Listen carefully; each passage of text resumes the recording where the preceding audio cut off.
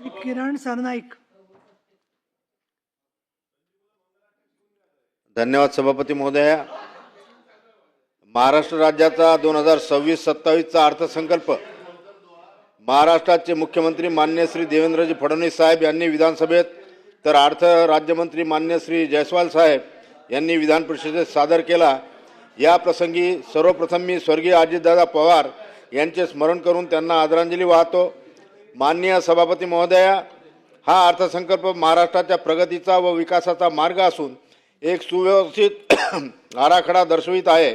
या अर्थसंकल्पात कृषी, आरोग्य, उद्योग इत्यादी सर्वच विभागांना केंद्रित केले असून शासनाचे गतिमान विकास करण्याचे ध्येय आहे. सन्मान्य सभापती महोदय, 2047 पर्यंत महाराष्ट्राचा अर्थसंकल्प $5 ट्रिलियन पर्यंत करण्याचा मानस असून त्यामुळे विकसित महाराष्ट्र व तसेच विकसित भारत करण्याचे स्वप्न साकार होईल अशी आशा आहे. परंतु या प्रसंगी मी नम्रपणे नमूद करू इच्छितो की शिक्षणासारख्या अत्यंत महत्त्वाच्या क्षेत्राला या अर्थसंकल्पात अपेक्षेप्रमाणे स्थान दिले गेलेले नाही. माननीय सभापती महोदय, 2020ला नवीन शैक्षणिक धोरण लागू झाले व सध्या त्याची अंमलबजावणी सुरू आहे. नवीन शैक्षणिक धोरणानुसार साधनसामुग्रीचा विकास करणे, शाळा, इमारती व इतर साधने यांचा दर्जा उंचावणे गरजेचे आहे.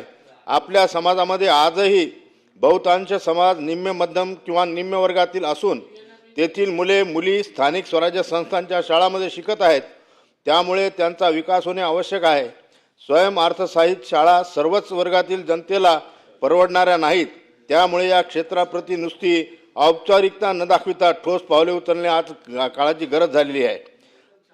माननीय सभापती महोदया, शिक्षण क्षेत्रात नवी मुंबई येथे एज्युसिटी निर्मिती, राष्ट्रीय आंतरराष्ट्रीय विद्यार्थ्यांना आकर्षित करण्यासाठी 8 ते 10 शैक्षणिक शहरांची निर्मिती, विद्यार्थी संशोधकांना सारथी, महाज्योती इत्यादी मार्फत भरीव तरतूद हे स्तुत्य कार्यक्रम शासनाने या अर्थसंकल्पात जाहीर केलेले आहेत. परंतु विना अनुदानित शाळा, कनिष्ठ महाविद्यालय, वरिष्ठ महाविद्यालयांना अनुदान, अंशतः अनुदानित शाळांना प्रचलित पद्धतीने अनुदान, त्रुटी पूर्तता केलेल्या शाळांना वाढीव अनुदान टप्पा देणे इत्यादी गरजेचे आहेत. माननीय सभापती महोदया, शाहू फुले आंबेडकरी आश्रमशाळांमधील कर्मचारी कित्येक वर्षापासून विना अनुदानित आहेत. त्यांना अनुदान देणे आवश्यक आहे. दिव्यांग मुलांच्या निवासी आश्रमशाळांना 50% अनुदान मिळत आहे. त्या शाळांना उर्वरित 50% अनुदान देणे आवश्यक आहे. सन्मान्य सभापती महोदया, वाशिम, बुलढाणा, दिग्रस, जालना येथील सैनिकी शाळांना अनुदान टप्पा मिळाला नाही. त्यांची कुठलीही तरतूद या अर्थसंकल्पात केलेली नाही, हे नम्रपणे आपल्याला सांगू इच्छितो. माननीय सभापती महोदया, विजा बज तसेच आदिवासी आश्रम शाळांचे काही लेखाशीर्ष हे प्लॅनमध्ये असून त्यांना नॉन प्लॅनमध्ये टाकणे गरजेचे आहे. माननीय मानव संसाधन विकास मिशन अंतर्गत मुलींना सायकल वाटप झाल्या त्याचा प्रलंबित निधी वितरित करणे आवश्यक आहे. RTE अंतर्गत 25% प्रवेश झालेल्या विद्यार्थ्यांचे शुल्क कित्येक वर्षापासून प्रलंबित आहेत. ते शुल्क त्यांना अदा करण्यात यावे, हे अर्थसंकल्पामध्ये नमूद केलेले नाही आहे. सन्मान्य सभापती महोदया, शिक्षकांचा शिक्षण सेवक कालावधी कमी करणे आवश्यक आहे.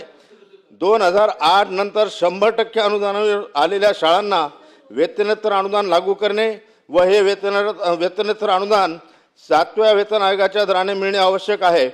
मान्य सभापती महोदया, मराठी शाळा सक्षमीकरणासाठी ठोस पावले उचलणे, 1 नोव्हेंबर 2005 पूर्वी व नंतरच्या कर्मचाऱ्यांना जुनी पेन्शन योजना लागू करणे अशा अनेक गोष्टींसाठी कुठलीही तरतूद केलेली अर्थसंकल्पात नाही. त्यामुळे शिक्षणासारख्या पायाभूत घटकाला नेहमीप्रमाणे दुर्लक्षित केल्याचं आपल्याला या अर्थसंकल्पात जाणवते. माननीय सभापती महोदया, शासनाने 2 लाखापर्यंत शेतकऱ्यांची कर्जमाफी जाहीर केलेली आहे. ही कर्जमाफी सरसकट द्यावी अशी मी या प्रसंगी विनंती करतो. अमरावती येथे शिक्षण विभागातील सर्व कार्यालये एकाच छताखाली आणण्यासाठी या अर्थसंकल्पामध्ये डॉक्टर पंजाबराव देशमुख शैक्षणिक संकुलाची निर्मिती करण्यासाठी मंजुरी दिली आहे. त्यासाठी मी शासनाचे आभार मानतो.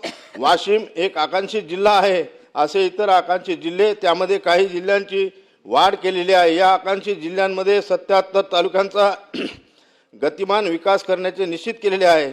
यासाठी सुद्धा मी शासनाचे ऋण व्यक्त करतो. एकंदरीत शिक्षण क्षेत्र हे जर सोडले तर हा अर्थसंकल्प समतोल साधणारा असून शासनाचे मी त्यासाठी मनापासून अभिनंदन करतो. धन्यवाद.